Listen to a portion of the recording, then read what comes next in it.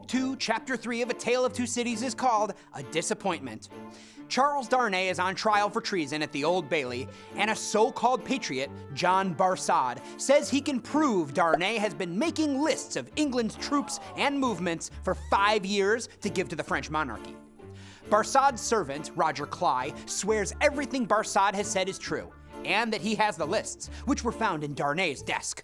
Mr. Jarvis Lorry testifies that Darnay did take the midnight ferry with him and was the only other passenger besides Lucy and Dr. Manette. Lucy Manette confirms this, but she feels she's doing Darnay a disservice by speaking out about it and is very distraught. She says he was on perilous confidential business that took him back and forth from France. Dr. Manette also testifies, but doesn't remember anything Darnay said because the doctor had just been released from prison. Then, Mr. Stryver, Darnay's attorney, tears into Barsad's testimony, calling him a spy and a scoundrel. When a wigged man in the courtroom tosses him a note, Stryver changes his direction a bit, saying it is impossible that Barsad could identify Darnay as the only person who could have made the list because he can't identify Darnay by appearance.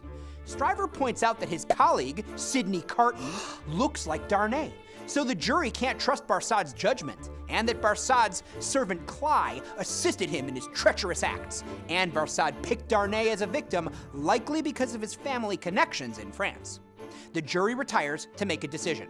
Lucy begins to faint, so her father takes her outside. Laurie checks on the Manettes, and then tells Jerry to make sure he is there for the jury's announcement. Jerry lets Darnay know that Miss Manette is much better now, and Darnay asks him to pass on the message that he is incredibly sorry she has suffered throughout this trial. Sidney Carton asks Darnay what he thinks will happen, and Darnay is convinced he will die. But soon, Laurie thrusts a paper at Jerry with the word acquitted on it to take to Tellson's bank. Jerry mutters that if the message had been returned to life, this time he would have totally understood it. When Sidney Carton and Charles Darnay see each other, their physical resemblance is remarkable, and Darnay's life is saved by casting doubt on Barsad's judgment. Dickens uses this twist in the plot to foreshadow later events.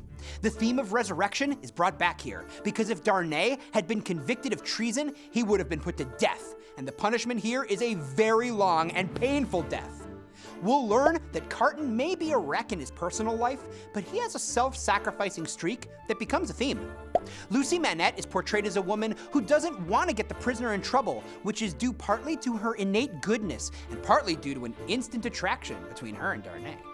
The theme of injustice is also explored in this chapter, as Barsad and Cly try to frame Darnay, using his position as a French aristocrat to make him vulnerable to accusations of spying. It deflects attention from their own spying activities.